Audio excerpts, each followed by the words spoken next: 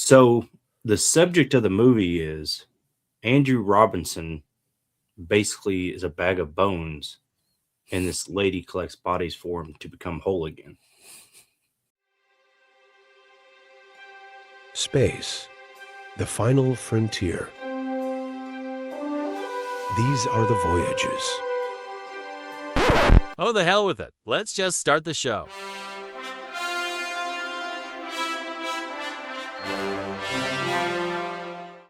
Hello, everyone, and welcome to Vern and Bob's Star Trek show on the Star Trek Network.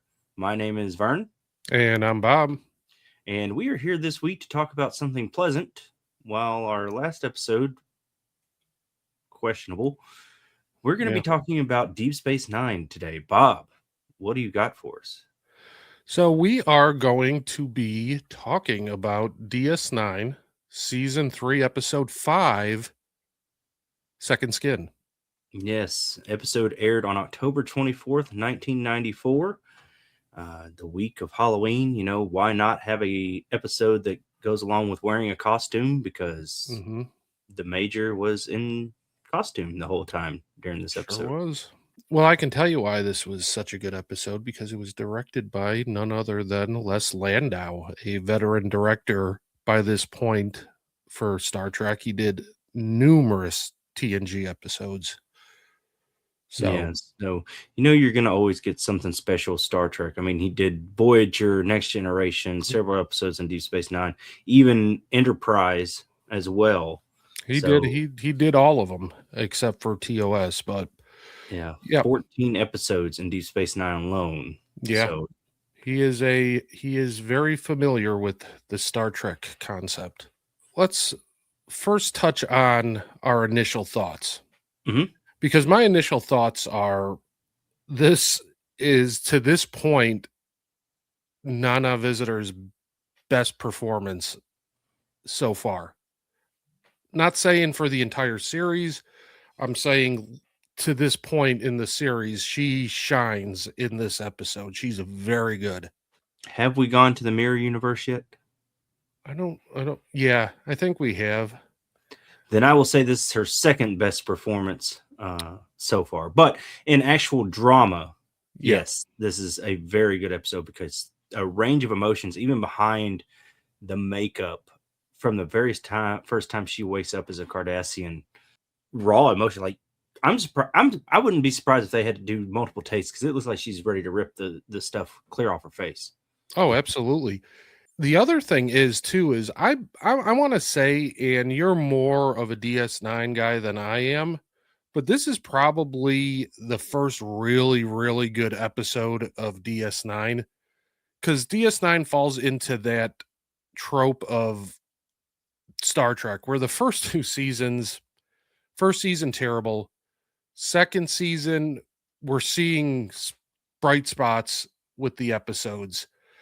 But by season 3, they're off to the races in most of the shows.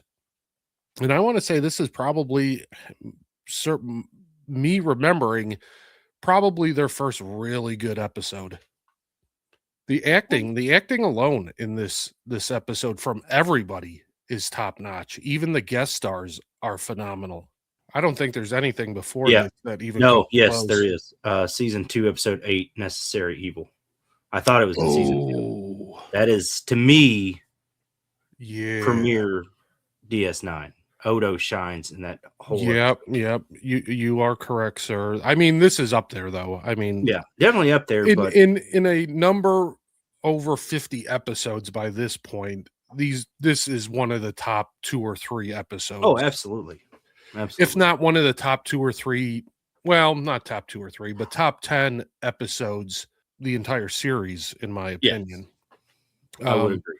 All right, so the quick rundown of this episode is that Major Kira is contacted by Bajor about her spending 7 days in a Cardassian prison camp, which is named Elam Spur. There you go.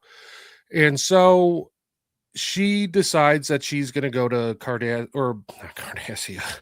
She's going to go to Bajor, and she's going to figure this out.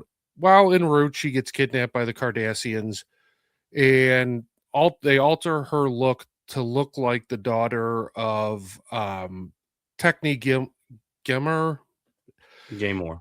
Gaymore, and he's part of the Cardassian government. And it turns out that it's just really a ploy for the Obsidian Order to try to capture him as a traitor to Cardassia.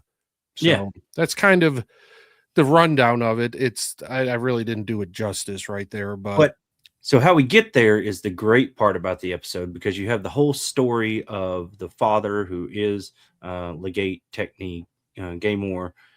His daughter is Ileana, and that is the character that Kira is supposed to be, who was supposed to be the entire time. Like, she was supposed to infiltrate Deep Space Nine or Tarek Nor as Ileana. right. And it runs the whole episode, and you're thinking, okay, cool. And she's about to break. And then it was just all a ploy for the Obsidian Order to capture the father character. So it's not until she realizes that he's with the Resistance that she figures out what the heck's actually going on. And by that time, And the guy comes to come get her because he was going to get her off the planet because he thought that they were going to torture his daughter so bad. yep. And then Yep. that was the ploy. Yeah, and it worked. I mean, it was almost perfect.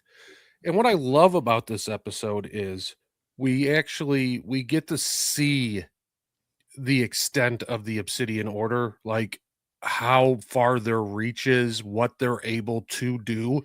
For Sure. God's sake, they got listening devices in a Legate's house, and he knows about it.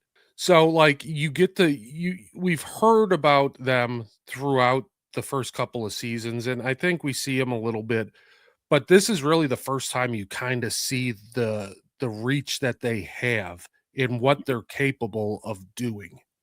Like, they're able to kidnap basically a Starfleet officer, even though she's not. They kidnap her, alter the way she looks, and do this elaborate ruse Mm-hmm. for no other reason than to capture a traitor Right. that's high up in the Cardassian government. They were willing for a war with the Federation to find a traitor. What we get is also we unlock a nice chunk of Garrick's backstory. He's known by these people up in the higher ups of, so you kind of get like, okay, he's not just a tailor. Right. There is a lot more to him. And he And has access codes that can get by that a still starship. work. Yeah, and still work on Cardassia. Here's your line right here. Treason, like beauty, is in the eye of the beholder. That is it exactly. Yeah. That is exactly my favorite line of this episode. My favorite line was when he gave the access codes and everything like that, and Cisco goes, so there must be, you never cease to amaze me. And he goes, oh, it was just something that I heard while I was hemming a pair of pants. That was my second line. That was my go-to line for this until I heard the other one, but that one is probably just as good. Yeah. So and Garrick ends up being the hero of the episode, which absolutely, to me is always great. Through all the Star Trek stuff that we do, that they wanted more Garrick or another show that dealt with just Garrick. I think we got, like Q, enough of him so he doesn't go stale. Oh yeah, because I think too much kind of a really major character as we go along. The episode where the station becomes under siege because of the security protocol. Oh yeah, in Civil Defense. Civil Defense.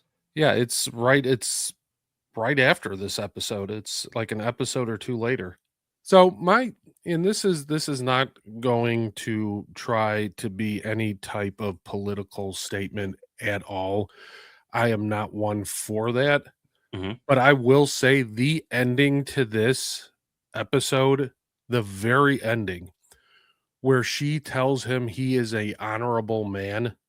Her entire life has hated Cardassians and everything they stood for. To be able to sit there and tell this Cardassian politician that he is an honorable man. If somebody who has hated somebody their entire life can learn to respect somebody, she doesn't like Cardassians after this.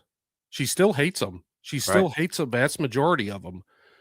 But if she could separate the Cardassian thinking from the Cardassian person in that moment and call him an honorable man because of what he did and what he's standing for, that would be something that I would love to have applied here, that not all people fit the same thinking as everybody else in their political party. Sure. And I think they try to give that message a couple of times with the Cardassians, using the Cardassians specifically, because they do that in Voyager. Hell, they do it in Next Generation too. But I'll go Voyager first with the episode where they contact the guy from the past to deliver the data stream. Yes. And yeah. And willing deliver their files and logs, and they're the Romulan willing to do it. Mm-hmm. And then again in Next Generation, the episode that piggybacks off of I think it's actually called Lower Decks, where the one ensign that was part of the Lacano episode, the Lacano crew, and she tried to redeem herself and then ends up dying because she helped a Cardassian, but the Cardassian was the primary goal here to save him. Yeah, no, that's a good point. I mean, I think from start to finish, this excellent writing, excellent directing, excellent acting. The music was fantastic, was serious in the right moments, somber in other moments. This is just from start to finish a great episode. I don't have any complaints at all about this episode. I don't know if Nerys episode, you're never going to hear me say anything bad about it. Oh, it. I know. Yeah, no, I already knew that. But yeah, even the guest stars were fantastic. The guy that played the Gregory Sierra, who played Entek, he was he was part of the Obsidian Order. He was great. You know, the acting was just so good in this episode. And it really didn't focus on the Starfleet crew. It was mainly, you had Cisco there. He was part of the team, but I mean, he really didn't have that major of a part. Whereas Garrick saves them when they come in contact with the Cardassian patrol ship. Yeah, because they tried to do that real shitty, like his voice didn't even match. Terrible with the image that they had on that screen. Yeah, I can't see that filter and not hear Benjamin Sisko. It's like if I was watching it and I didn't know any of the people, I was like, this voice does not go with this person. And then Garrick's just like, this isn't working. Just let me chime in. And the fact that his like security codes still work. I have one thing listed here as a blooper in the episode. If you want to go back and watch it again, see if you see this. Okay. When she goes to smash the mirror breaks before her hand hits it. Does it really? I didn't even notice that. Yep. I'm going to have to check that out. Did not notice that at all. That's cool. That's a nice little Easter egg, I guess, or blooper, as you said. I highly recommend this to anybody who needs a good episode of Star Trek to watch in these trying times. That's my one jab for the episode. So I definitely recommend Second Skin. So there's a follow-up episode to this as well, which is just as good. And it is called Ties of Blood and Water. It's season 5, episode 19. And spoiler alert, it's Gamor. Gamor. Well, he gets murdered at the end by a crazy Bajoran. So it gives you a real emotional scene with Kira at the end of that one. So yeah, if you haven't already seen Second Skin, and I couldn't imagine why Any self-respecting Star Trek fan has not seen Second Skin yet. Go ahead and check it out, and then check out the follow-up episode, Ties of Blood and Water, and you will not be disappointed. So what's your overall rating? Oh, I'm giving it a 5. 5? 5 out of 5. When I have 0 complaints about an episode, not even like nitpicky stuff, it's going to be a 5 out of 5. And this one is a 5 out of 5. And this is the very first 5 out of 5 that I've handed out since we've been doing this show. I'm going to go 4.5 Oh, because my only nitpick is how easy it is for them to get on Cardassia, transport to Cardassia, even though they're using contacts of Garrett, yeah. kill somebody, and then get off the planet unscathed. They do get on and off of what's supposed to be a super secure planet, Military planet fairly quickly. I mean, there's really no explanation to why or how they were able to get onto the planet without other being than Garrett detected. knowing people. Yeah, but that's to me, that's not a big issue. It's another one of those, we got to wrap this up kind of, and we don't have time to explain how they got onto this planet. They just showed up at the right time. But that I'm not going to let that skew my thoughts. This I'll go episode 4.75. What are you trying to break the warp field barrier? Or Yeah, I can't go full 5. Warp 9.75. There are very select episodes I will ever give a 5. I'm hoping we get to one of them soon, because I need you to give. I've given out my first 5 out of 5, so I'm going to need you to do the same at some point. Mine is a 2-part series and goes from one season to the other. That and doesn't has to do with little square ships. I'm assuming you're going with Best of Both Worlds, Best of Both Worlds. Part 1 and 2. That would be one of my very few That- fives. that- A combination episode. That will be a 5 out of 5 for me as well. That's just cinematic genius for television. Yeah. So, all right. Well, we've gotten our reviews, and that kind of wraps up this episode of the Vern and Bob Star Trek show. But I got a special announcement. It's something interesting we're going to be doing for the next 5 or 6 episodes. Mhm. We are going to be covering the Dominion War through DS9. So it's probably gooey. it's going to be probably like I said, 5 or 6. It's going to be at least 5, because we're going to cover each season that the Dominion War is going on during DS9.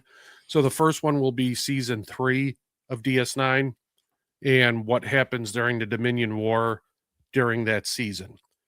Now, we might actually do a wrap-up episode after that. So this is going to be the next couple months of the show. So I hope you guys will enjoy that.